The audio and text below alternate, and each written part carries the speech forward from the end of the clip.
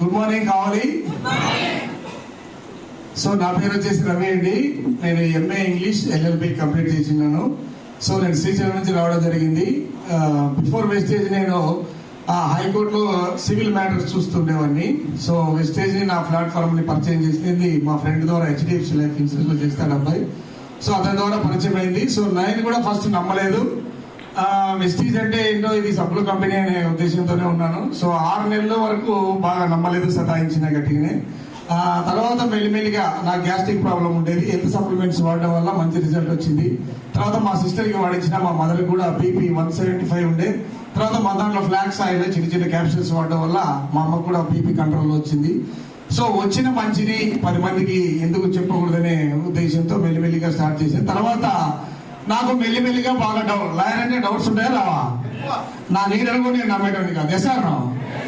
So అట్లా నేను నమ్మలేదు. ఎప్పుడు అర్ధరాత్రి ఏమన్నా నాకు డౌట్ వస్తే నా ల్యాప్టాప్ లో చూసేవాడిని. నా అప్పుడు ఫోన్ చేసి ఇది ఎట్లా అవుతుంది, ఎందుకు డబ్బులు వస్తాయి, ఏం కంపెనీ, ఎప్పుడు వచ్చింది, ఇవన్నీ నేను సెర్చ్ చేసి ఉండేవాడిని. సో అట్లా మెల్లిమెల్లిగా నమ్మకం కుదిరిన తర్వాత నేను ఫుల్ పేజ్డ్గా అందరికి చెప్పడం మొదలు పెడితే, నేను స్టేటస్ పెడితే మొత్తం నెగిటివ్ వచ్చాయి. నువ్వు చదువుకున్న చదువేంది, చేసే పని ఏందని. సో అట్లా అయినా సరే ముందుకెళ్తున్నా. గురుగారి మాటలు పట్టుకొని కోటప్పకొండ మీటింగ్ ద్వారా, గురుగారి మాటల ద్వారా ముందుకెళ్తాం. సార్ లాయర్ గా పనిచేస్తే మీరు ఒక్కడే, మీ లైఫ్ ఒక్కటే బాగుంటుంది. వెస్టేజ్ లో పనిచేస్తే 100 మందికి లైఫ్ ఇచ్చారు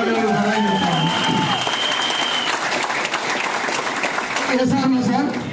సో కాబట్టి నేను ఆ మీటింగ్ వచ్చినప్పుడు అప్పుడే నాకు ఒక 2-3 కార్పొరేట్ కంపెనీల నుంచి లీగల్ అడ్వైజర్ గా ఒక కంపెనీ నుంచి 40-50 వేల ఆపర్చునిటీస్ ఉండే. సో అవన్నీ కూడా వదిలేసి ఫుల్ బిజినెస్ గా ఈరోజు వెస్టేజ్ లో పనిచేస్తాను. సో నా ఫస్ట్ మంత్ 199 రూపాయలు, హైయెస్ట్ మంత్ లాస్ట్ మంత్ 41,719 రూపాయలు వచ్చింది. సో ఈ ఆపర్చునిటీని 10 మందికి పంచాలని నా టీంలో కూడా చాలా మంది ప్లాన్ చేయనారు. సో మెల్లిమెల్లిగా ఇప్పుడు గ్రౌండ్ వర్క్ చేస్తూ ఉన్నాం. సో పేదరికం మంచిదా చెడ్డదా సార్? పేదరికం ఎందుకు వస్తుంది? మనం ఒళ్ళొంచి పని చేయకపోతే వస్తుంది సార్. ఎప్పుడైతే మనం ఒళ్ళొంచి పని చేస్తామో పేదరికం మన దరిదాపుల్లో కూడా రావడానికి భయపడుతుంది. సో కాబట్టి ఈ పేదరికాల ఆరాధన, పేదరికం నుంచి బయటపడడానికి, పేదరికంలో నుంచి విముక్తి కలిగించడానికి గురుగారు MSR రూపంలో మహానుభావుడు రూపంలో మనకు వచ్చింది.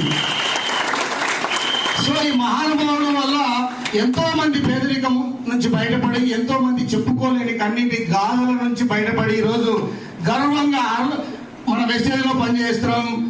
గర్వంగా ఉంది.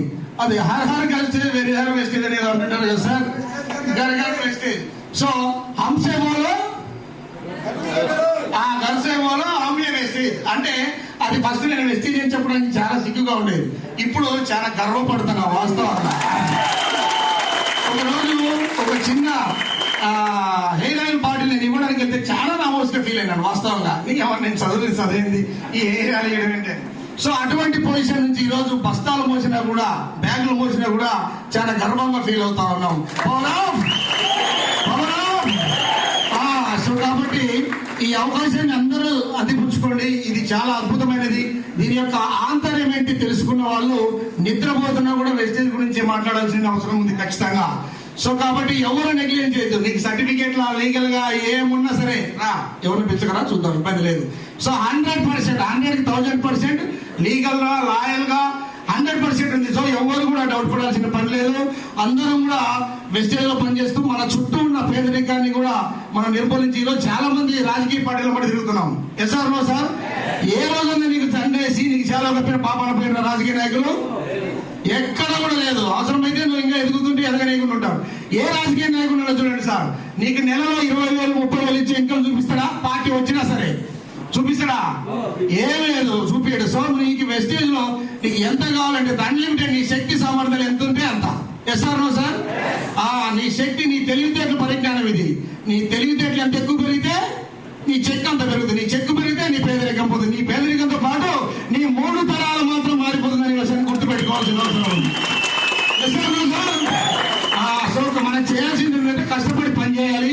నీ తెలివితేటలు బయట వాళ్ళతో కాకుండా వెస్టేజ్ లోనే మీ తెలివితేటలు ఉపయోగించి మీ ముందు తరాలు కూడా, మీరు భావితరాలు కూడా నిలబడాలంటే వెస్టేజ్ నమ్ముకొని పనిచేద్దాం.